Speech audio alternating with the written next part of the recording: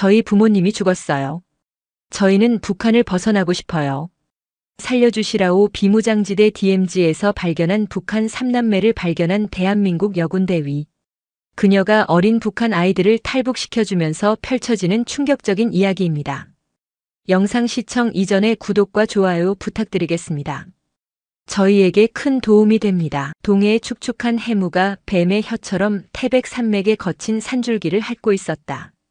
남과 북을 가르는 지상 최후의 빙벽 강원도 고성의 비무장지대는 계절을 잊은 듯한 냉기와 정적만이 지배했다. 간간히 들려오는 파도 소리마저 철책에 부딪혀 부서지는 이곳에서 모든 생명은 스스로 그림자가 되어야만 했다. 짙은 안개는 한치 앞을 분간할 수 없게 만들었고 그 속에서 대한민국 육군 특수전사령부 제11공 수특전 여단 황금박쥐부대 소속 천무영 대위는 한 그루의 소나무처럼 미동도 없이 주변을 경계하고 있었다. 그녀의 얼굴은 짙은 위장크림으로 가려져 있었지만 어둠 속에서도 형형하게 빛나는 눈빛만은 감출 수 없었다. 그녀의 등에는 최신의 통신 장비가, 손에는 소음기를 장착한 K-원어 기관단총이 들려 있었다. 단순한 정찰 임무가 아니었다. 최근 적의 미세한 움직임이 감지된 이 일대의 새로운 침투로를 개척하고 아군의 감시 장비가 미치지 못하는 사각지대를 직접 확인하는 극도의 기밀과 위험이 따르는 여명의 눈 작전이었다. 천대위는 이 작전을 위해 선발된 최정예 팀의 팀장이었다.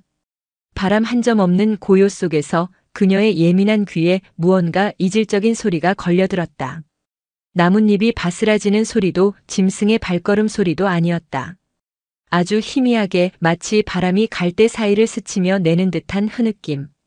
그러나 그 소리 안에는 분명 억눌린 고통과 슬픔이 담겨 있었다.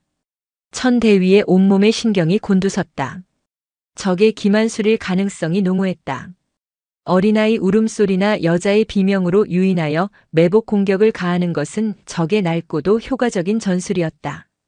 그녀는 즉시 수신호로 팀원들에게 경계 태세를 유지하라는 신호를 보내고 홀로 소리의 근원지를 향해 발걸음을 옮겼다. 특수 제작된 군화는 젖은 흙을 밟아도 소리를 내지 않았다. 그녀는 안개와 하나가 되어 소리 없이 움직이는 유령이었다. 수풀이 우거진 작은 계곡 아래 낡은 참호의 흔적이 남아있는 곳에 이르렀을 때 그녀는 보았다. 그녀의 군 생활 전체를 통틀어 가장 현실감 없는 광경을. 몸에 맞지 않는 낡고 해진 북한군 동계 군복을 걸친 아이 셋이 서로를 부둥켜 안고 떨고 있었다. 대여섯 살쯤 되어 보이는 여자아이와 그보다 어려 보이는 남자아이, 그리고 여자아이의 품에 안겨 가쁜 숨을 몰아쉬는 더 어린 여자아이까지. 삼남매였다. 가장 큰 여자아이는 어떻게든 소리를 내지 않으려 제 동생들의 입을 작은 손으로 막고 자신의 입술을 피가 나도록 깨물고 있었다. 그 작은 어깨는 공포와 추위로 사시나무처럼 떨리고 있었다. 순간 천무영의 머릿속이 하얗게 비었다. 훈련소에서부터 귀에 못이 박이도록 들었던 모든 교범과 수칙들이 경고음을 울렸다. 보고 후 지침 대기. 적의 함정 가능성 최우선 고려. 즉시 이탈 및 안전거리 확보. 하지만 그녀의 발은 얼어붙은 듯 땅에 뿌리내리고 있었다. 아이들의 공포에 질린 눈빛이 쌕쌕거리는 막내의 거친 숨소리가 보이지 않는 창이 되어 그녀의 심장을 꿰뚫었다. 그녀는 천천히 총구를 내렸다. 그리고 아이들이 놀라지 않도록 최대한 멀리서 나직이 입을 열었다. 얘들아. 그녀의 목소리에 아이들이 경기를 일으키듯 움츠러들었다. 가장 큰 여자아이는 품속의 동생들을 더욱 세게 끌어안으며 새끼를 지키려는 어미 늑대처럼 날카로운 경계심을 드러냈다. 괜찮아. 해치지 않아. 나는 남쪽 군인이야. 천대위는 두 손을 들어 올려 무기가 없음을 보여주었다. 그리고 천천히, 아주 천천히 아이들에게 다가갔다. 가까이서 본 아이들의 모습은 처참했다. 며칠은 좋게 굶은 듯 뺨은 헬쑥했고 입술은 바싹 말라 갈라져 있었다. 특히 막내의 상태가 심상치 않았다. 아이는 열에 들떠 의식이 거의 없어 보였다. 어쩌다 여기까지 온 거니? 부모님은 어디 계시고? 그녀의 물음에 여자아이의 눈에서 참았던 눈물이 툭 터지듯 쏟아져 내렸다. 아이는 흐느끼며 끊어질 듯한 목소리로 말했다. 아빠, 엄마 보이부 아저씨들이 데려갔어요. 다시는 못 온대요. 아이의 입에서 나온 보이부라는 단어는 천근의 무게로 천무영의 어깨를 짓눌렀다. 이것은 함정이 아니었다. 이념의 광기가 만들어낸 비극의 한복판이었다. 그녀는 더 이상 망설일 수 없었다. 이 아이들을 이대로 두면 특히 막내는 오늘 밤을 넘기지 못할 터였다. 그녀는 결심했다. 군법을 어기고 자신의 군 경력 전체를 위험에 빠뜨릴 수 있는 결정을 내렸다. 그녀는 자신의 등에서 비상용 구급낭을 내려 막내의 이마에 해열제를 붙이고 보온포를 꺼내 새 아이를 감쌌다. 그리고 무전기를 들었다. 보안 유지를 위해 짧은 음어로 보고했다. 여기는 하늘 여우.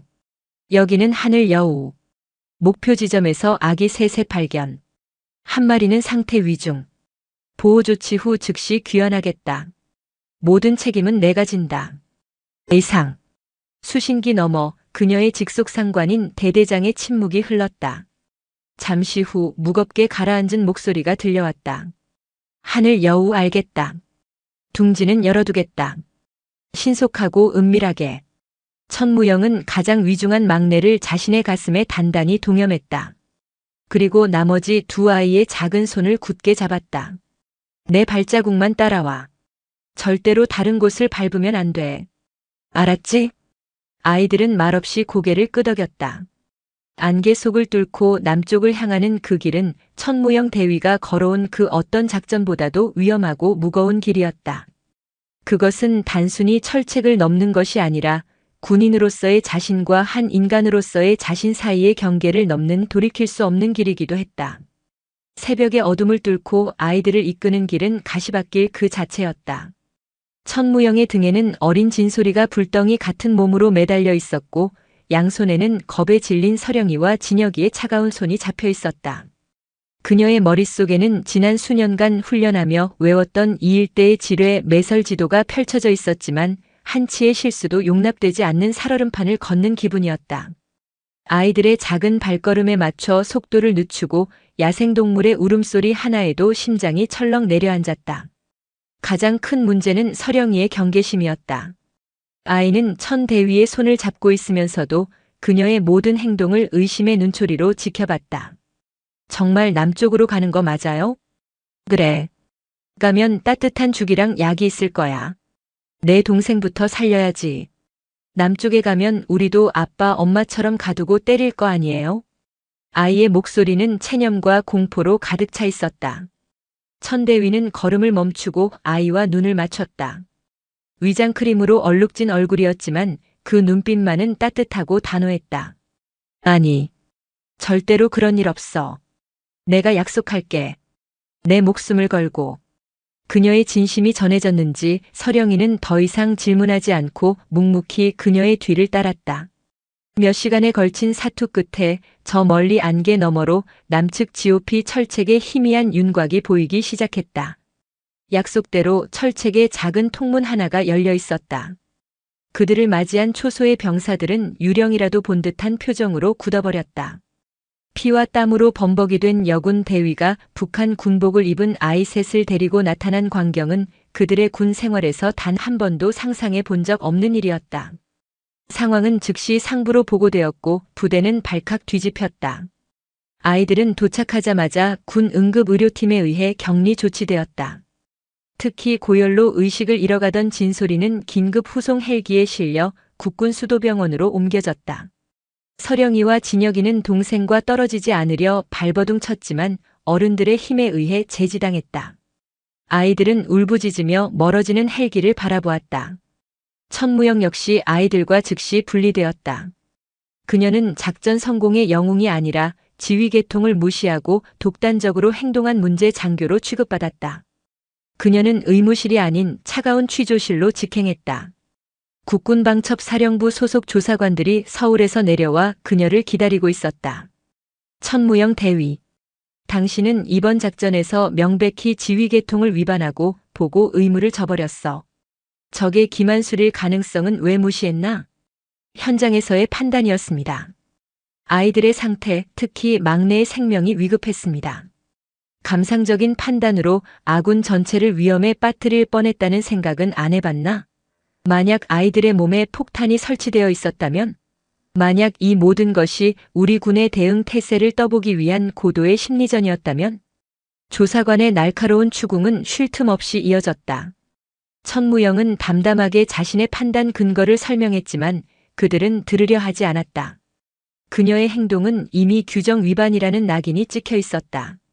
그녀가 지켜온 군인으로서의 명예와 자부심에 깊은 균열이 가는 순간이었다. 같은 시각 서령이와 진혁이는 병원의 격리병실에서 또 다른 종류의 취조를 받고 있었다. 국가정보원에서 나온 대북정보 분석관들이 아이들을 상대로 면담이라는 이름의 신문을 시작한 것이다. 이름이 뭐니? 부모님은 군부대 어디 소속이었지? 계급은? 보위부 사람들이 왜 부모님을 데려갔다고 생각하니? 혹시 부모님이 남쪽 얘기를 하는 걸 들은 적 있니? 낯선 어른들의 집요한 질문에 서령이는 입을 굳게 닫았다.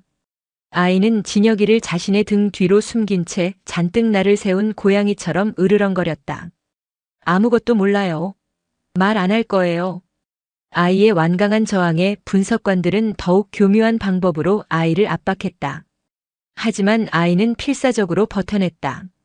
그 작은 머릿속에는 오직 동생들을 지켜야 한다는 생각과 다시 한번 천무영 대위를 만나야 한다는 간절함 뿐이었다. 그 군인 아줌마는 약속했어. 우리를 해치지 않겠다고. 그 아줌마만이 우리 편이야. 며칠간의 강도 높은 조사가 끝나고 천무영에게는 무기한 작전 배제 및 대기라는 명령이 떨어졌다. 사실상의 징계였다. 그녀는 자신의 팀에서 배제되었고 부대 내의 작은 독신 장교 숙소에 격리된 채 하루하루를 보내야 했다. 동료들은 그녀를 위로하면서도 한편으로는 그녀의 돌발 행동을 이해할 수 없다는 듯 거리를 두었다. 그녀는 순식간에 부대 내의 이방인이 되어버렸다. 그러던 어느 날 그녀의 직속 상관인 대대장이 조용히 그녀를 찾아왔다. 그는 책상 위에 작은 서류 봉투 하나를 내려놓았다. 국군 수도병원에서 온 아이들 중간 건강검진 결과다. 막내는 다행히 고비는 넘겼다고 하더군. 천무영은 떨리는 손으로 서류를 받아들었다. 서류에는 아이들의 건강 상태와 함께 심리 분석 결과가 첨부되어 있었다. 극심한 외상 후 스트레스 장애, 보호자에 대한 강한 불신과 적대감 형성, 그리고 그 아래에 붉은색 펜으로 적힌 한 줄의 문장이 있었다. 단 특정 인물 천무영 대위에 대한 강한 정서적 유착 관계가 관찰됨. 분리 시 극심한 불안 증세 유발 가능. 대대장은 깊은 한숨을 내쉬며 말했다. 천대위, 자네가 넘지 말아야 할 선을 넘었다는 건 변함없는 사실이야. 군인으로서의 자네는 실패했을지 몰라. 하지만 그는 잠시 말을 끊었다가 나직이 덧붙였다. 자네 덕분에 새 아이의 목숨을 구한 것 또한 사실이다. 뭐가 옳은지는 나도 모르겠다. 일단 상부의 최종 결정이 나올 때까지 몸조심하고 있도록. 대대장이 떠나고 천무영은 한참 동안 서류를 손에 쥔 채 움직이지 않았다. 그녀는 실패한 군인일까 아니면 사람을 구한 영웅일까? 그녀 자신도 알 수 없었다. 분명한 것은 단 하나, 그녀의 삶이 이제 다시는 예전으로 돌아갈 수 없다는 것이었다. 그녀의 운명은 이제 갈대밭에서 만난 새 아이의 운명과 너무나도 깊게 얽혀버렸다. 천무영 대위에 대한 군의 공식적인 징계위원회는 계속해서 미뤄졌다. 그녀의 행동이 전례 없는 사건인데다 아이들의 존재 자체가 국가적인 보안 사안이 되어버렸기 때문이었다. 그녀는 여전히 부대 내에 격리된 채 외부와의 접촉이 엄격히 통제되었다. 아이들의 소식은 직속 상관인 대대장을 통해 간간히 전해 듣는 것이 전부였다. 아이들이 정착 지원 시설인 하나원으로 이송될 준비를 하고 있다는 소식, 막내 진소리가 완전히 건강을 회복했다는 소식.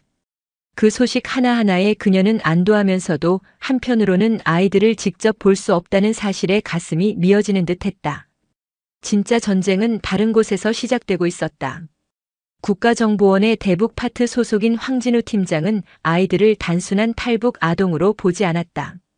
그는 오랜 경험을 통해 북한의 비정함과 치밀함을 누구보다 잘 알고 있는 인물이었다. 그의 머릿속에는 단 하나의 의심이 맴돌고 있었다. 왜 하필 지금 이곳으로 아이들을 보냈을까? 황 팀장은 아이들의 부모인 리영철 대좌에 대한 정보를 긁어 모았다. 그가 단순한 군인이 아니라 북한의 통치 자금을 관리하던 핵심 인물이었다는 첩보까지는 입수했지만 구체적인 증거를 찾을 수는 없었다. 그는 아이들이 그 비밀의 열쇠를 쥐고 있을 것이라 확신했다. 그는 아이들을 보호라는 명분 아래 하나원 내의 특별관리동에 수용하고 자신의 팀원들을 심리상담사나 교사로 위장시켜 24시간 감시하기 시작했다. 서령이는 자신들을 향한 보이지 않는 감시의 눈길을 본능적으로 느끼고 있었다.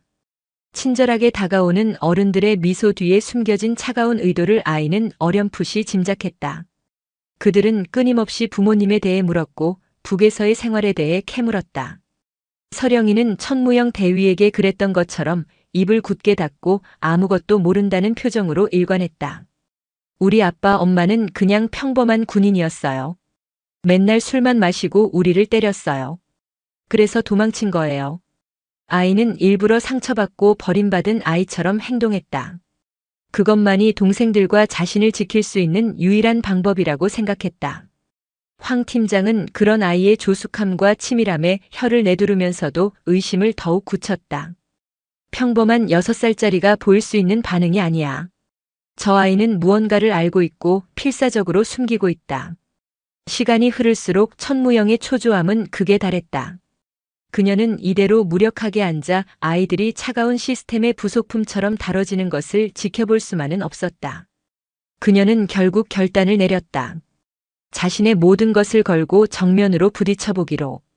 그녀는 군법을 위반하고 부대를 무단 이탈했다. 군복 대신 사복으로 갈아입은 그녀는 마치 한 마리의 암살자처럼 삼엄한 경계를 뚫고 부대를 빠져나와 하나원으로 향했다.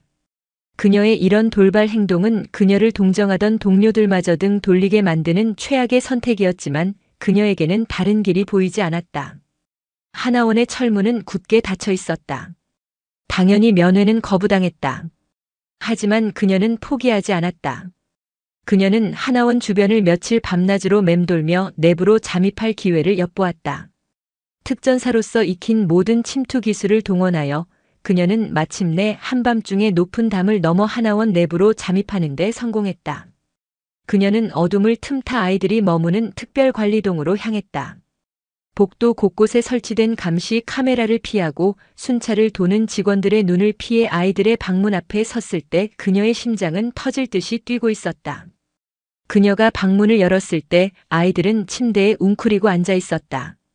그녀를 본 순간 새 아이의 얼굴에는 믿을 수 없다는 표정과 함께 이내 와락 반가움이 터져나왔다. 군인 아줌마. 아이들은 소리도 내지 못한 채 그녀에게 달려와 안겼다. 그 순간 천무영은 자신이 한 행동을 조금도 후회하지 않았다. 아이들의 떨림을 따뜻한 체온을 느끼자 비로소 자신이 있어야 할 곳이 바로 여기라는 것을 깨달았다. 하지만 그들의 재회는 짧았다.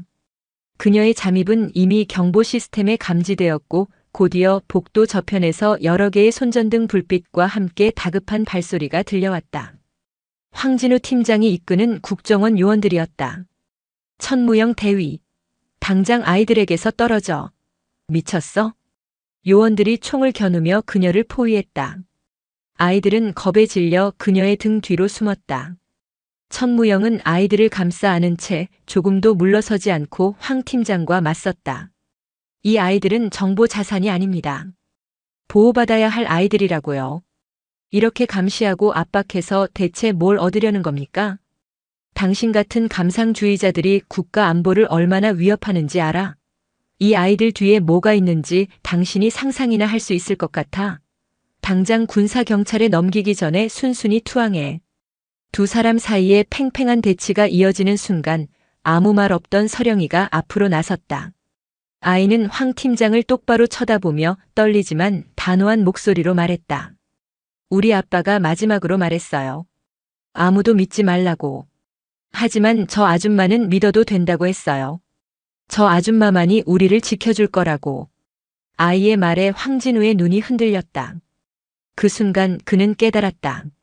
자신이 아무리 아이들을 압박해도 아이들의 마음을 열 수 있는 열쇠는 오직 천무영 대위가 쥐고 있다는 것을.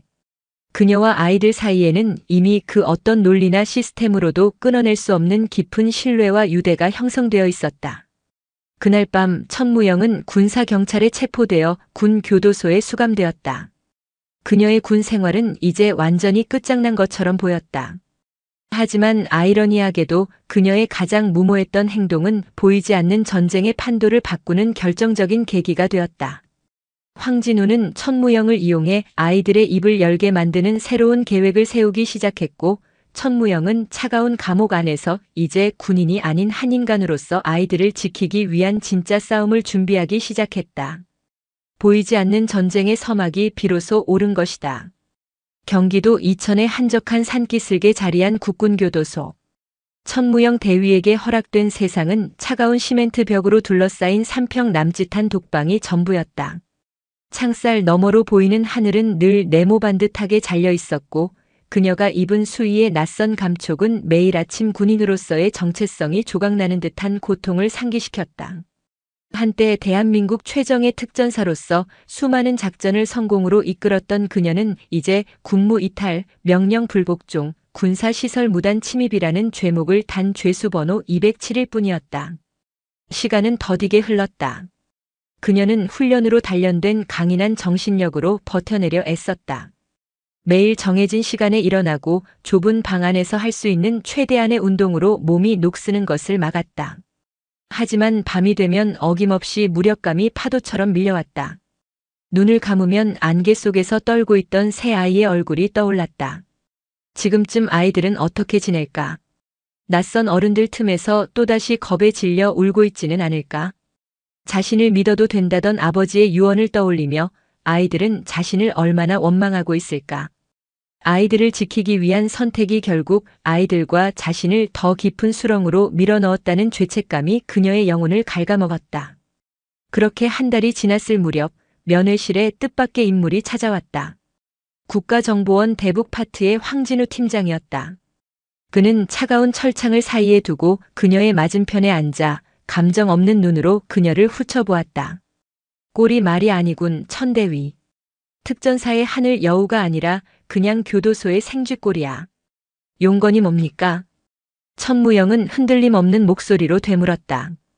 그녀는 이 남자가 아무런 이유 없이 이곳까지 찾아오지 않았으리란 것을 알고 있었다. 황 팀장은 서류 가방에서 서류 한 뭉치를 꺼내 보였다. 당신 이대로 가면 최소 징역 5년이야. 불명예 전역은 물론이고 연금이고 뭐고 아무것도 없이 군 생활이 끝나는 거지. 당신 인생도 당신이 지키려 했던 그 아이들의 인생도 최악의 시나리오로 흘러가게 될 거야. 내가 거래를 제안하러 왔어. 황진우는 몸을 앞으로 기울이며 나직이 속삭였다. 그의 눈빛은 먹잇감을 앞에 둔 뱀처럼 교활하게 번뜩였다. 당신을 여기서 꺼내주지. 당신에게 내려진 모든 혐의는 국가 안보를 위한 특별 임무 수행 중 발생한 불가피한 상황으로 처리될 거야. 징계위원회는 무기한 연기되고 당신의 신분은 현역 대위 그대로 유지돼. 세상에 공짜는 없는 법. 천무영은 그의 다음 말을 기다렸다. 대신 조건이 있어. 당신은 우리가 제공하는 안전가옥에서 아이들과 함께 지내게 될 거야. 아이들의 완벽한 보호자이자 엄마 역할을 해주는 거지. 그러면서 아이들에게서 알아내줘야겠어.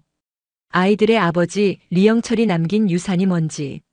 그것은 제안이 아니라 거부할 수 없는 명령이었다. 황진우는 그녀를 감옥에서 꺼내주는 대신 아이들을 감시하고 기만하는 더 큰 감옥에 가두려는 속셈이었다. 싫습니다. 천무영은 단호하게 거절했다. 제가 지키려 했던 건 아이들의 목숨이지 당신들의 정보 셔틀 노릇이 아닙니다. 차라리 여기서 죗값을 치르겠습니다. 그래? 과연 그게 아이들을 위한 길일까?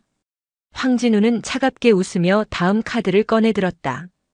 그것은 천무영의 마지막 남은 자존심과 신념마저 무너뜨리는 잔인하고 비열한 한 수였다. 좋아, 당신 뜻대로 하지. 그럼 우리는 우리 방식대로 일을 처리할 수밖에. 리설영, 맞이는 나이가 있으니 곧바로 청소년 쉼터로 보내질 거야. 뭐 거기 있는 다른 탈북 청소년들한테 텃세 좀 당하고 구타당할 수도 있겠지. 둘째 리진혁, 남자애는 아동보호시설로 보내면 되겠군. 그리고 막내 리진솔 아직 너무 어리니 일반 가정으로 입양 보내야겠어. 물론 세 군데 모두 서로 다른 지역에 있지. 아이들은 평생 서로 다시는 만나지 못할 거야. 이게 다 당신의 숭고한 신념 덕분이라고.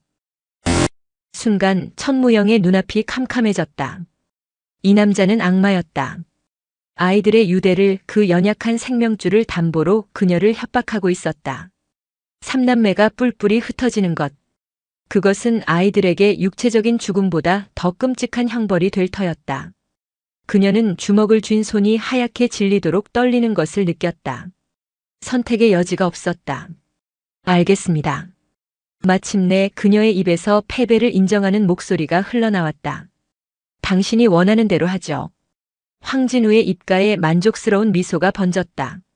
그는 자리에서 일어나며 말했다. 현명한 선택이야, 천대위. 환영하지, 보이지 않는 전쟁에 온 걸. 며칠 뒤 천무영 대위는 국군 교도소의 문을 나섰다. 높고 견고했던 철문이 열리고 다시 마주한 세상의 공기는 그러나 자유의 향기가 아니었다. 그것은 더 크고 정교한 감옥의 냄새, 그리고 자신의 영혼을 담보로 한 위험한 거래의 냄새였다. 잿빛 하늘 아래 선 그녀는 이제 더 이상 군인도 죄수도 아닌 오직 아이들을 지키기 위해 악마와 손을 잡은 위험한 줄 위에 고개 사일 뿐이었다. 천무영과 아이들의 새로운 보금자리는 경기도 가평의 북한강이 내려다 보이는 한적한 언덕 위에 위치한 2층짜리 전원주택이었다. 넓은 정원과 최신식 시설을 갖춘 집은 겉보기엔 완벽한 휴양지 같았지만 그 실체는 국가정보원이 운영하는 최고 등급의 안전가옥이었다. 집 안팎에는 육안으로 식별 불가능한 초소형 감시 카메라와 도청 장치가 거미줄처럼 설치되어 있었고 정원 산하 이웃 주민으로 위장한 국정원 요원들이 24시간 내내 그들의 일거수일투족을 감시했다.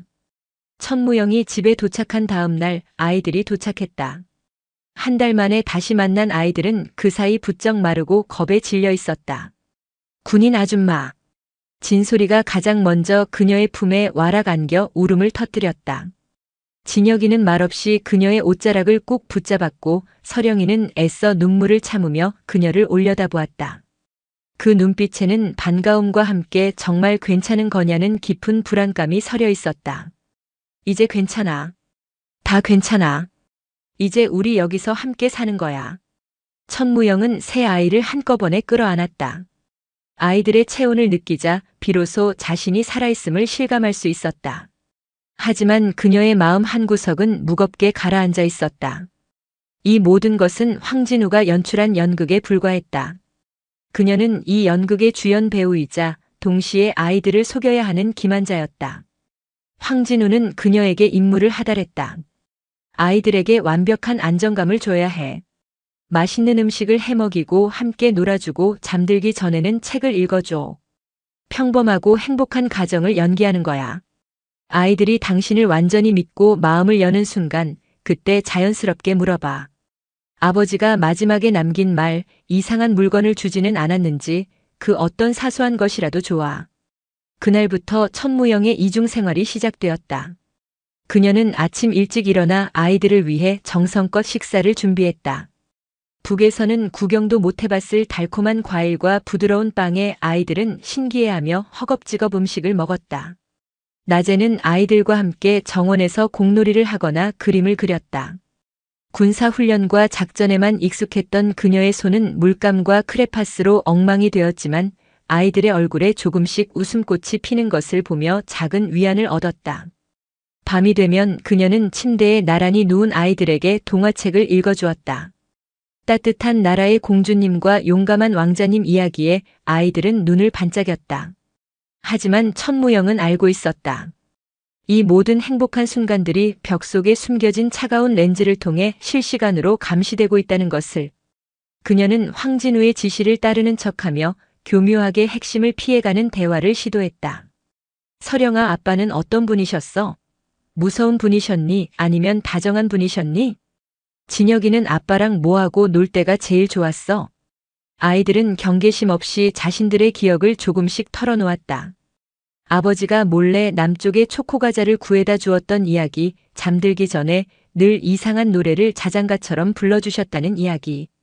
천무영은 아이들의 모든 대답을 기억해 두었지만 황진우에게 보고할 때는 의도적으로 중요하지 않은 부분만을 부풀려 보고했다. 그녀와 황진우 사이에 보이지 않는 심리전은 매일매일 아슬아슬하게 이어졌다. 변화는 둘째 진혁이에게서 먼저 나타났다. 늘 말없이 누나의 등 뒤에만 숨어있던 진혁이는 천무영의 꾸준한 노력에 조금씩 마음을 열기 시작했다. 어느 날 오후 진혁이는 조용히 그녀에게 다가와 자신이 그린 그림 한 장을 내밀었다. 그림 속에는 졸라맨처럼 생긴 네 사람이 손을 잡고 있었다. 이건 누나, 이건 진솔이, 이건 나 그리고 이건 이모. 그림 속의 천무영은 활짝 웃고 있었다. 군복이 아닌 예쁜 원피스를 입은 채였다. 그 순간 천무영은 가슴 깊은 곳에서 뜨거운 것이 울컥 치솟는 것을 느꼈다. 진짜 단서는 가장 순수한 영혼에게서 나왔다. 그날 밤 잠자리에 들기 전 막내 진솔이가 천무영의 품에 안겨 웅얼거렸다. 이모, 아빠가 불러주던 노래 불러줘. 응? 아빠가 어떤 노래를 불러주셨는데? 반짝반짝 작은 별인데 좀 달라. 이상해. 진솔이는 기억을 더듬으며 서툰 멜로디로 노래를 흥얼거리기 시작했다. 그것은 분명 반짝반짝 작은 별의 멜로디였지만 가사는 의미를 알 수 없는 단어들의 나열이었다. 마치 암호문처럼. 그리고 노래의 마지막 부분에서 진솔이는 손가락으로 서령이가 입고 있던 낡은 외투의 단추 하나를 가리켰다. 그리고 아빠가 그랬어. 이 단추가 제일 반짝이는 별이라고. 절대 잃어버리면 안 된다고. 그 순간 천무영의 머릿속에 번개가 내리쳤다. 서령이가 북에서부터 계속 입고 있던 낡고 해진 군용 외투. 그 외투의 여러 단추 중 유독 하나만이 빛바래지 않고 미세하게 다른 재질로 만들어져 있었다. 그동안 누구도 신경 쓰지 않았던 그저 낡은 옷의 일부라고만 생각했던 그 단추. 아빠가 불러주던 이상한 노래와 절대 잃어버리면 안 되는 반짝이는 단추. 천무영은 직감했다. 그것이 바로 황진우가 그토록 찾아 헤매던 리영철의 유산의 시작점이라는 것을. 그녀는 잠든 아이들의 이마에 조용히 입을 맞추었다. 그녀의 심장은 세차게 뛰기 시작했다. 이제 그녀는 선택의 기로에 놓였다. 이 사실을 황진우에게 보고하고 거래를 끝낼 것인가, 아니면 그를 속이고 먼저 비밀을 파헤쳐 아이들을 지킬 무기로 삼을 것인가. 황금 세장 속에서의 위태로운 평화는 이제 끝나가고 있었다. 진솔이의 말 한마디는 잔잔하던 호수에 던져진 거대한 돌멩이와 같았다. 천무영의 머릿속은 온통 반짝이는 단추와 이상한 자장가에 대한 생각으로 가득 찼다. 황진우의 눈을 피해 비밀을 파헤쳐야 했다. 그것은 이 지긋지긋한 감시와 통제에서 벗어날 수 있는 유일한 열쇠일지도 몰랐다. 가장 먼저 해야 할 일은 서령이의 낡은 외투를 손에 넣는 것이었다. 아이들이 입고 온 옷가지들은 모두 증거물로 분류되어 국정원에서 따로 보관하고 있었다. 천무영은 안전가옥의 총괄관리 담당자에게 접근했다. 그는 국정원 소속의 중년 남성으로 아이들에게는 상냥했지만 그녀에게는 늘 사무적인 태도를 유지하는 인물이었다. 관리관님, 아이들이 북에서 입고 온 옷을 한번 볼 수 있을까요? 특히 서령이 외투요. 아이가 그 옷에 대한 애착이 강해서 심리 안정에 도움이 될까 해서요. 그녀는 최대한 절박하고 순진한 엄마의 얼굴을 연기했다. 관리관은 잠시 의심의 눈초리를 보냈지만 이내 황진우 팀장에게 무선으로 연락해 허가를 구했다. 황진우는 아이들의 심리 상태를 자극하는 것이 단서를 얻는데 도움이 될 것이라 판단했는지 의외로 쉽게 허락했다. 잠시 후 관리관은 투명한 비닐에 담긴 서령이의 낡은 외투를 가져왔다. 천무영은 감사 인사를 하고 옷을 받아 아이들의 방으로 들어갔다. 그녀의 등 뒤로 차가운 감시 카메라의 렌즈가 느껴졌지만 그녀는 애써 태연한 척했다. 그녀는 아이들과 함께 옷을 살펴보는 척하며 자연스럽게 문제의 단추를 확인했다. 맨 아랫부분에 달린 단추. 다른 단추들과 달리 미세하게 두껍고 옆면에는 육안으로는 거의 식별 불가능한 작은 틈이 있었다. 손톱으로 힘을 주자 단추의 윗부분이 시계 방향으로 돌아가며 뚜껑처럼 열렸다. 그리고 그 안에는 쌀알보다도 작은 크기의 검은색 물체가 박혀 있었다. 초소형 저장 장치였다. 심장이 발끝까지 떨어지는 기분이었다. 그녀는 아무렇지 않은 척 단추를 다시 닫고 아이들에게 옷을 개켜 옷장에 넣어두자고 말했다. 이제 그녀의 손에 판도라의 상자가 들어온 것이다. 문제는 이 작은 저장 장치를 어떻게 확인하느냐였다. 안전가옥 내의 모든 컴퓨터와 전자기기는 국정원의 중앙 서버와 연결되어 있었다. 여기에 꽂는 순간 모든 것은 황진우의 소나기에 들어갈 터였다. 외부의 도움이 절실했다. 그녀의 머릿속에 단 한 사람의 얼굴이 떠올랐다. 11공 수특 전 여단 시절 자신의 부팀장이자 가장 믿었던 후배 강철민 상사였다. 그녀는 황진우의 감시망을 피할 방법을 찾아야 했다. 며칠간의 관찰 끝에 그녀는 감시 시스템의 허점을 발견했다. 요원들이 교대하는 새벽 시간, 그리고 일주일에 한 번 식료품을 배달하는 외부 차량이 들어올 때가 가장 경계가 느슨해지는 시간이었다. 그녀는 아이들이 먹다 남긴 우유갑을 깨끗이 씻어 말렸다. 그리고 뾰족한 도구를 이용해 우유갑 안쪽에 아주 작은 글씨로 메시지를 새겼다. 강철민 상사에게 비상사태, 도움이 필요하다. 매주 수요일 오전 10시 청평호 선착장. 암호는 황금박쥐. 그리고 그녀는 그 우유갑을 다른 쓰레기들과 함께 분리수거함에 버렸다. 그녀가 노린 것은 식료품 배달을 겸하는 쓰레기 수거업체 직원이었다. 그녀는 며칠간 그를 관찰하며 그가 국정원 소속이 아닌 단순 계약직 민간인이라는 것을 파악했다. 그녀는 그가 담배를 피우기 위해 잠시 자리를 비운 사이 그의 주머니에 몰래 10,000원짜리 지폐 몇 장과 함께 메시지를 담은 쪽지를 넣어두었다. 이 우유갑을 군부대 위병소에 전해주시오. 아이들 과자값이라 생각하시오. 그것은 성공 확률이 희박한 도박이었다. 며칠이 흐르고 약속한 수요일이 되었다. 그녀는 황진우에게 아이들의 스트레스 해소를 위해 강가로 산책을 나가고 싶다고 간청했다. 물론 감시 요원들이 동행하는 조건이었다. 황진우는 그녀가 무언가 다른 꿍꿍이가 있을 것이라 의심했지만 섣불리 거절했다가 그녀의 협조를 완전히 잃을 것을 우려해 마지못해 허락했다. 청평호 선착장. 천무영은 아이들과 함께 물수제비를 뜨는 척하며 주변을 살폈다. 멀리서 낚시꾼으로 위장한 한 남자가 보였다. 강철민 상사였다.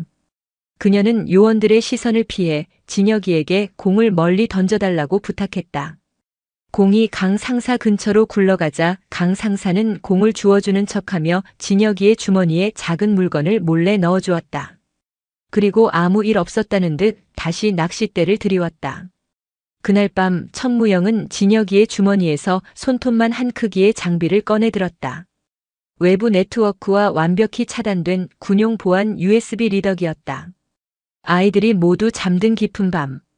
그녀는 이불을 뒤집어 쓰고 휴대용 배터리에 리더기를 연결한 후 문제의 단추를 꽂았다. 작은 액정 화면에 불이 들어오고 암호를 입력하라는 메시지가 떴다. 암호는 무엇일까? 그녀는 진소리가 흥얼거리던 이상한 자장가를 떠올렸다. 의미를 알 수 없는 단어들의 나열. 그녀는 그 가사의 첫 글자들만을 조합하여 입력했다. 그러자 화면이 바뀌며 파일 하나가 나타났다. 그녀가 파일을 실행하는 순간 액정 화면에 끝없이 펼쳐지는 숫자와 이름 그리고 좌표들을 보고 숨을 멈췄다. 그것은 상상 이상이었다. 김씨 일가의 비밀 계좌, 해외 무기 거래 내역, 그리고 난파된 고정 간첩들의 명단이었다. 그런데 그녀가 파일을 스크롤하던 바로 그 순간 등 뒤에서 차가운 목소리가 들려왔다. 재미있는 장난감을 가지고 있군, 천대위. 황진우였다. 그는 소리 없이 방문을 열고 들어와 그녀의 모든 행동을 지켜보고 있었다. 그의 얼굴은 분노로 차갑게 굳어 있었다. 그동안 날 속이고 있었던 건가? 역시 당신 같은 군인들은 믿는 게 아니었는데. 얌전히 이리 내놓으시지. 그건 이제 당신 것이 아니라 대한민국의 것이다. 황진우와 그의 팀원들이 그녀를 향해 천천히 포위망을 좁혀왔다. 천무영은 손에 든 리더기를 꽉 움켜쥐었다. 그녀의 가장 은밀한 반격은 결국 최악의 상황을 불러오고 말았다. 이제 그녀는 국가를 상대로 그리고 아이들을 노리는 미지의 적들을 상대로 동시에 싸워야 하는 절체절명의 위기에 내몰렸다. 그건 이제 당신 것이 아니라 대한민국의 것이다. 황진우의 차가운 목소리가 좁은 방의 공기를 얼어붙게 만들었다. 그의 뒤로 그림자처럼 서 있는 국정원 요원들의 손은 허리춤의 권총으로 향하고 있었다. 일촉즉발의 상황. 천무영은 손에 쥔 작은 군용 리더기를 꽉 움켜쥐었다. 아이들의 목숨값이 담긴 이 작은 물건을 순순히 내어줄 수는 없었다. 그녀는 천천히 자리에서 일어났다. 조금도 위축되지 않은 맹수와도 같은 그녀의 눈빛에 황진우조차 순간 움찔했다. 이것은 대한민국 이전에 제 아이들의 목숨과 맞바꾼 유산입니다. 이걸 넘겨주는 조건으로 아이들의 완벽한 신분 보장과 평범한 삶을 약속해 주십시오. 법적인 절차와 서류 그리고 당신의 직위를 건 약속으로. 지금 나랑 협상을 하자는 건가, 천대위? 당신은 국가 기밀을 탈취하려 한 현행범이야.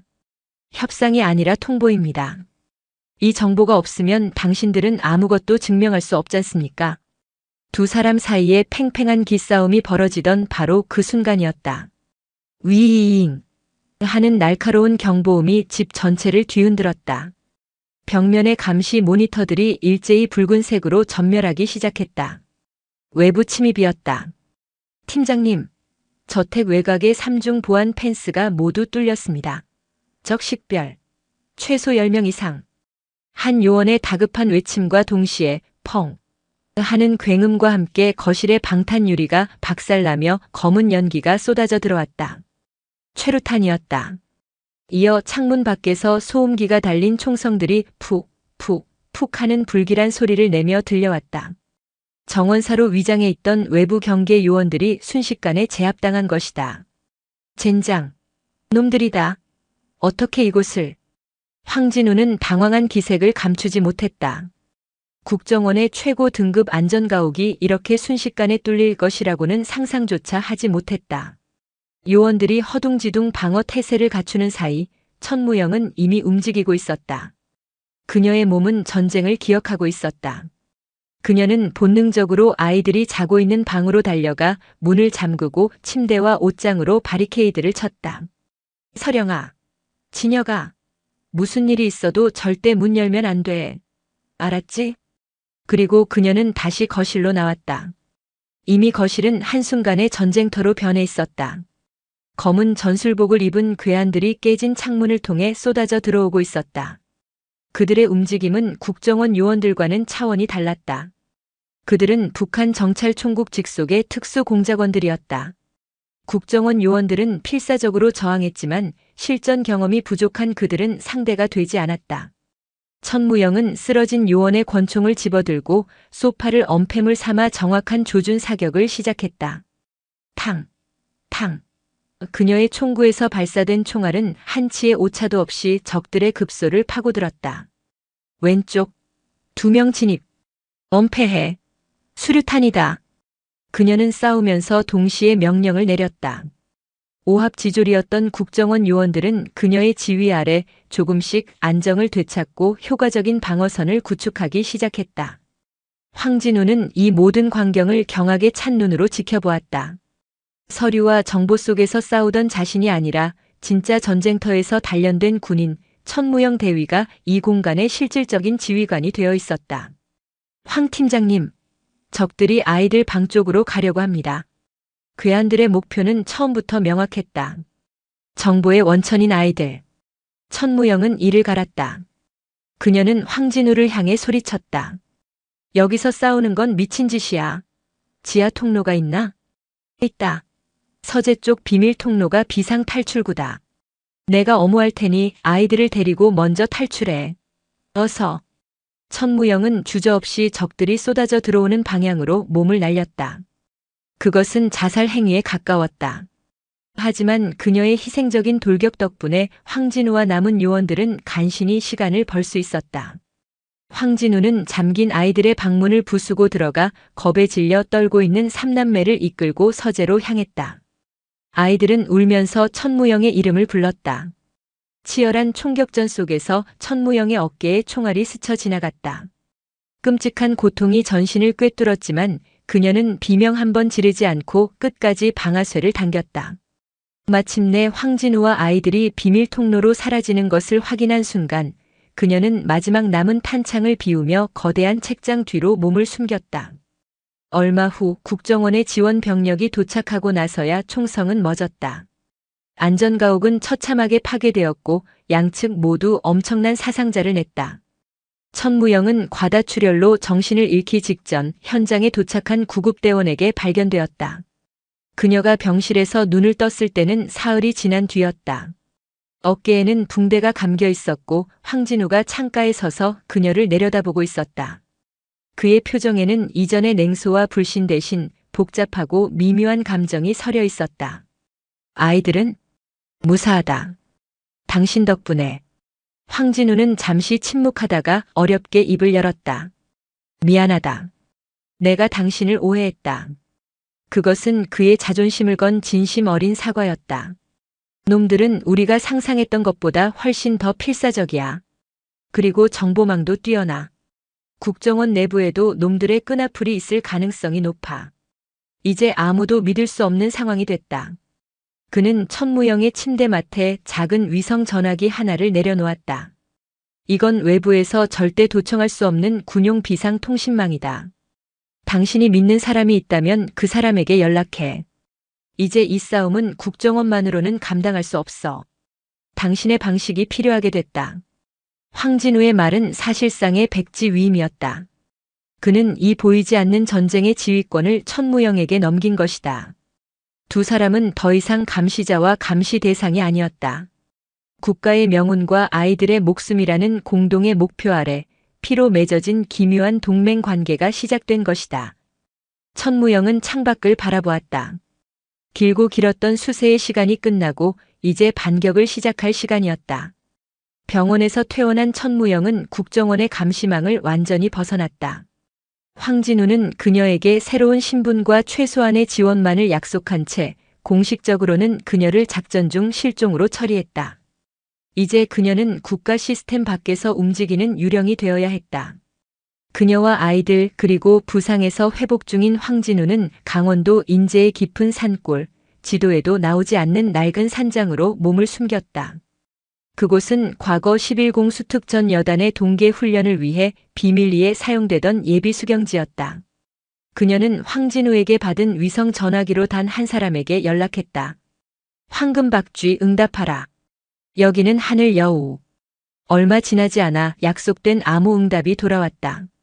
그녀의 가장 믿음직한 부하 강철민 상사였다.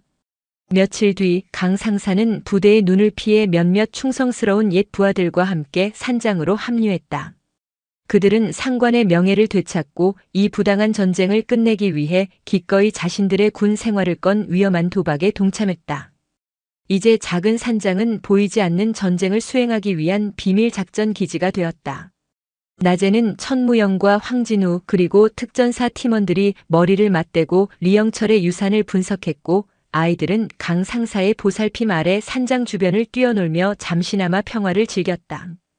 서령이는 어깨 너머로 작전 지도를 보는 천무영의 모습을 동경과 걱정이 뒤섞인 눈으로 바라보았고 진혁이는 특전사 아저씨들을 따라다니며 제법 군인 흉내를 내기도 했다. 데이터 분석은 상상 이상의 결과를 보여주었다. 리영철은 단순히 비자금과 간첩 명단만 남긴 것이 아니었다. 그는 북한의 주요 군사 통신망을 해킹할 수 있는 백도어 프로그램과 함께 자신이 개발한 최후의 보복 시스템 유령 프로토콜을 심어두었다. 이건 일종의 데드맨 스위치 자동 보복 장치입니다. 황진우가 흥분된 목소리로 설명했다.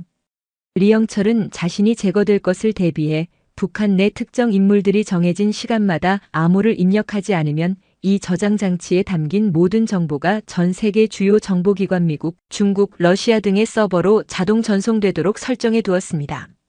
말 그대로 자폭 프로그램이죠.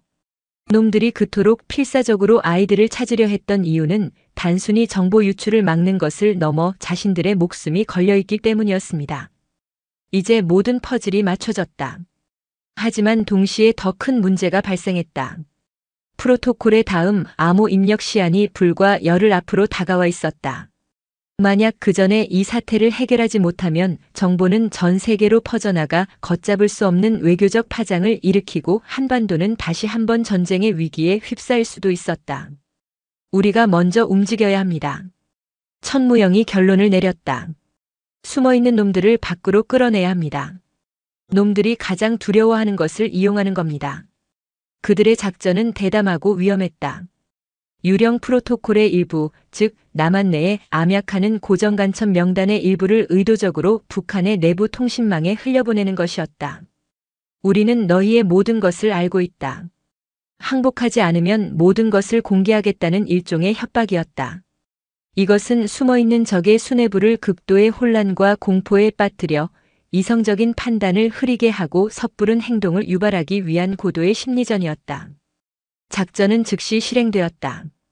황진우의 해킹 능력과 특전사들의 보안 기술이 총동원되었다. 그들이 북한의 심장부로 정보의 창을 날려보낸 순간 이제 다시는 되돌릴 수 없는 강을 건넜다는 것을 모두가 직감했다. 아이들은 어른들의 심상치 않은 분위기를 감지했다. 그날 밤 서령이는 잠 못 이루고 있는 천무영의 곁으로 조용히 다가왔다. 이모 또 싸우러 가는 거예요? 무서워요.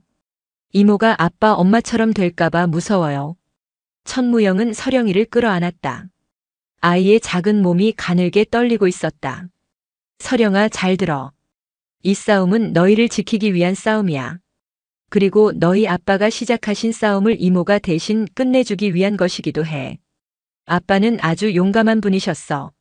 너희를 지키기 위해 자신의 모든 것을 거셨던 분이야. 그녀는 처음으로 아이들에게 아버지의 진실을 이야기해 주었다. 아버지는 비겁한 배신자가 아니라 거대한 악에 맞서 싸웠던 영웅이었다는 것을. 서령이는 눈물을 흘리면서도 그 눈빛에는 이전에는 없었던 강한 자부심과 의지가 서려 있었다. 며칠 뒤 그들이 던진 미끼에 마침내 반응이 왔다. 북한 내부망에서 엄청난 혼란과 동요가 감지되었다.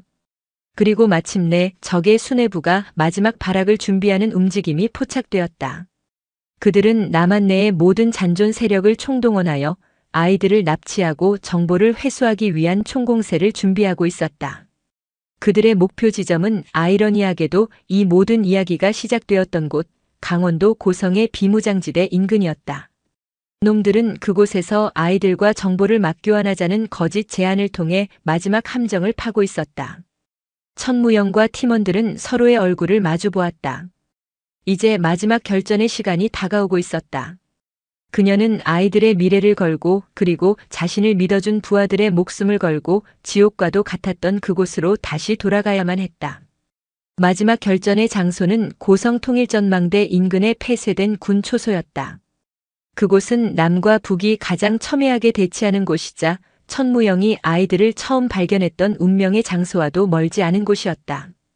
적들은 그곳에서 아이들과 유령 프로토콜 원본을 맞교환하자는 제안을 해왔다. 물론 그것은 명백한 함정이었다.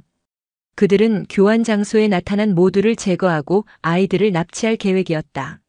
천무영과 황진우는 그들의 함정을 역이용하기로 했다. 작전 전날 밤 산장에는 무거운 침묵이 흘렀다. 천무영은 아이들을 따로 불렀다. 그녀의 손에는 3개의 작은 목걸이가 들려 있었다. 평범한 은 목걸이였지만 펜던트 안에는 그녀와 아이들이 함께 찍은 사진이 들어 있었다. 이건 이모 분신이야. 멀리 떨어져 있어도 언제나 너희와 함께 있겠다는 약속. 그녀는 아이들의 목에 직접 목걸이를 걸어주었다. 아이들은 이것이 마지막 인사가 될지도 모른다는 것을 직감한 듯 아무 말 없이 그녀의 품에 안겨 눈물만 흘렸다. 강철민 상사. 네, 대위님. 무슨 일이 있어도 아이들을 지켜. 만약 내가 돌아오지 못하면 이 아이들을 부탁한다. 이건 팀장으로서의 마지막 명령이다. 명령 받들겠습니다. 반드시 살아서 돌아오십시오. 강 상사는 눈시울을 붉히며 거수 경례를 붙였다. 작전 당일 새벽 아이들은 강 상사와 남은 팀원들의 호위 아래 가장 안전한 장소, 주한미군 기지 내부의 비밀 벙커로 이송되었다. 천무영은 멀어지는 차를 보며 자신의 심장 일부가 뜯겨져 나가는 듯한 고통을 느꼈다. 하지만 그녀는 이제 망설이지 않았다. 아이들의 평범한 내일을 지켜주기 위해서 그녀는 기꺼이 오늘의 지옥을 감수할 터였다. 결전의 시간이 되었다. 폐초소 주변은 짙은 안개와 정적으로 가득했다. 천무영과 황진우 그리고 5명의 최정예 특전사 팀원들은 이미 어둠을 틈타 초소 곳곳에 매복해 있었다. 그들의 손에는 최신의 소총이 그리고 가슴에는 조국과 가족을 지키겠다는 뜨거운 의지가 담겨 있었다. 약속된 시간이 되자 안개 속에서 여러 개의 그림자가 나타났다. 예상보다 훨씬 많은 20명이 넘는 중무장 공작원들이었다. 그들을 이끄는 자는 이번 작전의 총책임자이자 리영철을 직접 숙청했던 인민무력부 소속의 박광철 상장이었다. 아이들은 어디 있나? 박광철이 소리쳤다. 황진우가 약속대로 모습을 드러내며 대답했다. 우선 당신들의 성의를 보여야지. 항복의 뜻으로 무기부터 버려라. 잔꾀 부리지 마라. 박광철이 손짓하자 공작원들이 일제히 사격을 시작했다. 동시에 천무영이 매복해 있던 팀원들에게 공격 신호를 보냈다. 공격 개시. 순식간에 폐초소는 거대한 화약고로 변했다. 사방에서 총탄이 비오듯 쏟아지고 섬광탄과 연막탄이 터지며 전장은 아비규환이 되었다. 천무영과 팀원들은 수적으로는 절대적인 열세였지만 지형을 완벽하게 파악하고 있었고 무엇보다 팀워크가 뛰어났다. 그들은 한 몸처럼 움직이며 효율적으로 적들을 제압해 나갔다. 천무영은 저격총을 들고 가장 높은 감시탑에서 전장을 지휘했다. 그녀의 눈은 매처럼 적들의 움직임을 쫓았고 그녀의 총알은 어김없이 적의 지휘관과 통신병을 먼저 쓰러뜨렸다. 황진우는 그녀의 엄호를 받으며 현장에서 적들을 교란하고 정보를 수집했다.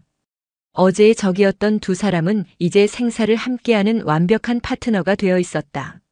치열한 전투 끝에 대부분의 공작원들이 사살되거나 부상을 입었다. 궁지에 몰린 박광철은 발악하듯 외쳤다. 리영철의 자식들을 내놓지 않으면 여기서 모두 자폭하겠다. 그의 품에는 강력한 폭탄이 들려 있었다. 그 순간 천무영은 감시탑에서 뛰어내려 그의 등 뒤로 소리 없이 접근했다. 그리고 마지막 남은 총알 한 발로 정확하게 그의 손에 들린 폭탄 기폭 장치를 맞췄다. 팅! 하는 소리와 함께 기폭 장치는 박살이 났고 분노한 박광철이 그녀에게 덤벼들었다. 두 사람의 처절한 육탄전이 벌어졌다. 박광철은 인정사정 없이 칼을 휘둘렀고 천무영은 전투 중 입은 부상으로 점점 힘이 붙이기 시작했다. 박광철의 칼이 그녀의 심장을 향해 날아드는 절체절명의 순간 탕! 하는 총성과 함께 그의 몸이 그대로 고꾸라졌다. 황진우였다. 모든 것이 끝났다. 동이 트기 시작하는 여명의 빛이 피와 화약 냄새로 가득한 전장을 비추었다. 살아남은 특전사 팀원들과 황진우는 말없이 서로를 부축하며 처참하게 변한 초소를 둘러보았다. 그들은 이겼지만 승리의 기쁨은 없었다. 오직 지독한 허무함과 피로감만이 남았을 뿐이었다. 천무영은 동쪽 하늘을 바라보았다. 붉게 타오르는 아침 해를 보자 아이들의 얼굴이 떠올랐다. 그녀는 비로소 길고 길었던 전쟁이 끝났음을 실감했다. 돌아올 수 없는 강을 건넜고 건너야만 했던 지옥을 마침내 빠져나온 것이다. 이제 그녀가 돌아가야 할 곳은 전쟁터가 아닌 아이들이 기다리는 따뜻한 집이었다. 동쪽 하늘이 핏빛으로 물들기 시작할 무렵 지옥 같던 전투의 소음은 거짓말처럼 멎었다. 폐초소를 감싸던 자욱한 화약 연기 사이로 새벽의 차가운 공기가 스며들었다. 천무영 대위는 너덜너덜해진 전투복 차림으로 부서진 감시탑 잔해에 기댄 채 가쁜 숨을 몰아쉬었다. 온몸에 상처가 욱신거렸지만 살아남았다는 안도감과 모든 것이 끝났다는 허탈감이 뒤섞여 아무런 생각도 할 수 없었다. 잠시 후 정적을 깨고 멀리서 헬리콥터 프로펠러 소리와 함께 수십 대의 군용 트럭이 흙먼지를 일으키며 달려왔다. 국군방첩사령부와 합동참모본부 직속의 위기 대응팀이었다. 완전히 무장한 병력들이 순식간에 현장을 포위했고 지휘관으로 보이는 한 장성이 차에서 내려 굳은 표정으로 다가왔다. 현 시간부로 현장을 통제한다. 생존자는 모두 무기를 버리고 무릎 꿇어. 공식적인 지휘 계통에 보고되지 않은 교전. 그들의 눈에 천무영과 그녀의 팀원들은 신원 미상의 무장 세력일 뿐이었다. 상황은 또 다른 비극으로 번질 수도 있는 아슬아슬한 국면으로 접어들었다. 바로 그때 황진우가 피로 얼룩진 몸을 이끌고 앞으로 나섰다. 그는 품속에서 자신의 국정원 신분증을 꺼내 보였다. 잠깐. 이 교전은 국가정보원과 특수전사령부가 합동으로 수행한 극비 대테러 작전 여명의 눈의 마지막 단계였다. 여기 있는 천무영 대위는 내 직접적인 지휘를 받는 현장 지휘관이다. 그것은 명백한 거짓말이었다. 하지만 그의 목소리에는 한치의 망설임도 없었다. 그는 자신의 모든 것을 걸고 이 무모하고 용감했던 군인들의 명예와 미래를 지켜주기로 결심한 것이었다. 장성은 의심스러운 눈으로 황진우와 천무영을 번갈아 보았지만 이내 상황의 심각성을 깨닫고 상부에 보고하기 시작했다. 그렇게 길고 길었던 밤이 끝나고 천무영과 그녀의 팀원들은 범죄자가 아닌 영웅으로 귀환했다. 부상자들은 국군 수도병원으로 이송되어 최고의 치료를 받았고 모든 사건의 전말은 국가 안보를 위협하는 북한의 고위급 간첩망을 일망타진한 성공적인 비밀 작전이라는 이름으로 역사 속에 봉인되었다. 며칠 뒤 청와대 지하 벙커의 한 회의실. 천무영은 말끔한 정복 차림으로 대통령 국가안보실장과 국정원장의 맞은편에 앉아 있었다. 황진우도 동석했다. 리영철의 유산이 담긴 작은 저장 장치는 테이블 위에 놓여 있었다. 천무영 대위 그리고 황진우 팀장. 두 사람의 용기와 희생 덕분에 대한민국은 상상 이상의 위협에서 벗어날 수 있었어. 안보실장은 깊은 경의를 표했다. 그 작은 칩안에 담긴 정보의 가치는 국가의 명운을 좌우할 만큼 엄청났다. 그것은 앞으로 수십 년간 대북 정보전에서 대한민국이 절대적인 우위를 점하게 해줄 최고의 무기였다. 하지만 바로 그 이유 때문에 천 대위와 아이들은 더 이상 이전의 삶으로 돌아갈 수 없게 됐어. 그의 말대로였다. 이번 작전의 배후에 있던 북한의 강경파 세력이 완전히 제거되었다고는 하나 그 잔당들이나 또 다른 세력이 언제 아이들을 향해 보복의 칼날을 겨눌지 몰랐다. 아이들은 살아있는 한 영원한 표적이 될 운명이었다. 정부 차원에서 최선의 해결책을 마련했어. 완벽한 신분 세탁과 새로운 삶을 시작할 수 있는 기회를 주겠어. 새로운 이름, 새로운 직업, 새로운 고향.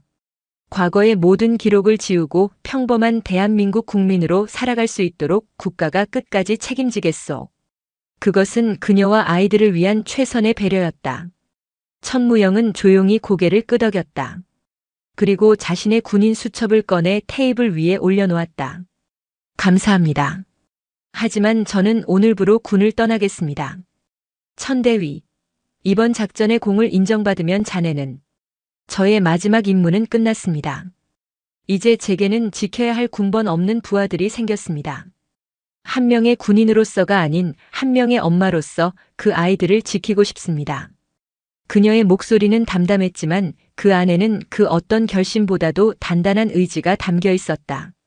그녀의 오랜 동료이자 부하였던 강철민 상사와 팀원들은 이번 작전의 공을 인정받아 1계급 특진과 함께 보국 훈장을 수여받았다. 그들은 눈물로 그녀의 선택을 존중하며 마지막 거수 경례를 붙였다. 그렇게 특전사의 전설 하늘 여우는 역사의 뒤안길로 조용히 사라졌다. 모든 절차가 끝나고 천무영은 아이들이 기다리는 주한미군 기지로 향했다. 지난 몇 달간의 기억들이 주마등처럼 스쳐 지나갔다. 안개 속에서의 첫 만남, 지뢰밭을 건너던 순간, 차가운 취조실, 황금 세장 속에서의 나날, 그리고 피로 얼룩졌던 마지막 전투까지. 길고 고통스러운 시간이었지만 그녀는 단 한순간도 후회하지 않았다. 기지 내부의 한적한 숙소. 문을 열고 들어서자 창가에 앉아 밖을 내다보던 새 아이가 일제히 그녀를 돌아보았다. 아이들의 눈에는 그동안의 불안과 그리움, 그리고 희망이 모두 담겨 있었다. 이모. 서령이가 떨리는 목소리로 그녀를 불렀다. 천무영은 아무 말 없이 아이들을 향해 두 팔을 벌렸다. 엄마. 가장 먼저 그녀의 품에 달려온 것은 막내 진솔이었다. 아이는 이제 그녀를 군인 아줌마나 이모가 아닌 엄마라고 부르고 있었다. 그 한마디에 그녀의 가슴을 짓누르던 모든 상처와 피로가 눈 녹듯 사라졌다. 진혁이와 서령이도 뒤따라 그녀의 품에 안겨 와락 울음을 터뜨렸다. 네 사람은 한참 동안 서로를 부둥켜 안고 울었다. 그것은 슬픔의 눈물이 아니었다. 고통의 시간을 이겨내고 마침내 하나의 온전한 가족이 되었음을 확인하는 기쁨과 안도의 눈물이었다. 1년 후 경상남도 남해의 작은 바닷가 마을. 쪽빛 바다가 내려다 보이는 언덕 위에 그림 같은 하얀 집 한 채가 있었다. 마당에는 아이들의 웃음소리가 파도 소리와 어우러져 싱그럽게 울려 퍼졌다. 엄마, 나비 잡았어요. 이제 한결이라는 새로운 이름을 가진 진혁이가 잠자리채를 들고 달려왔다. 한 소리가 된 진소리는 마루에 앉아 강아지와 장난을 치고 있었고 어느덧 늠름한 초등학생이 된 한누리 서령이는 책을 읽다 동생들을 보며 흐뭇한 미소를 짓고 있었다. 우리 아들 장하다. 주방에서 앞치마를 두른 한 여인이 나왔다. 군복의 흔적은 어디에도 찾아볼 수 없는 윤서진이라는 부드러운 이름의 평범한 엄마 바로 천무영이었다. 그녀는 이 작은 마을에서 지역 아동센터의 교사로 일하며 아이들과 함께 평범하고 소박한 행복을 가꾸어 나가고 있었다. 저녁이 되자 네 사람은 손을 잡고 노을이 지는 바닷가를 산책했다. 붉게 물든 하늘과 잔잔한 파도, 그 평화로운 풍경 속에서 누리가 문득 물었다. 엄마는 가끔 군인이었을 때가 그립지 않아요? 윤서진은 잠시 하늘을 바라보다 아이들의 머리를 쓰다듬으며 미소 지었다. 엄마의 가장 중요하고 가장 자랑스러운 임무는 바로 지금 여기에 있는데 무엇이 그립겠어. 그녀의 마지막 임무는 국가를 지키는 것이 아니라 새 아이의 세상을 지키는 것이었다. 그녀는 깨달았다. 진정한 강함은 누군가를 파괴하는 힘이 아니라 누군가를 지켜내는 사랑에서 나온다는 것을. 그리고 진정한 평화는 전쟁의 종식이 아니라 사랑하는 가족과 함께하는 저녁의 산책 같은 평범한 일상 속에 있다는 것을. 네 사람은 서로를 마주보며 환하게 웃었다. 그들의 등 뒤로 따뜻한 바닷바람이 불어왔다. 그것은 한때 그들을 핥히었던 비무장지대의 차가운 철풍이 아니었다. 상처를 치유하고 새로운 시작을 축복하는 희망의 노래를 실어 나르는 부드러운 바람이었다. 그렇게 DMZ의 작은 들꽃들은 마침내 세상에서 가장 따뜻한 남쪽 바닷가에 뿌리내려 아름다운 꽃을 피워내고 있었다. 오늘도 시청해주셔서 감사합니다. 영상이 즐거우셨다면 구독과 좋아요 부탁드리겠습니다.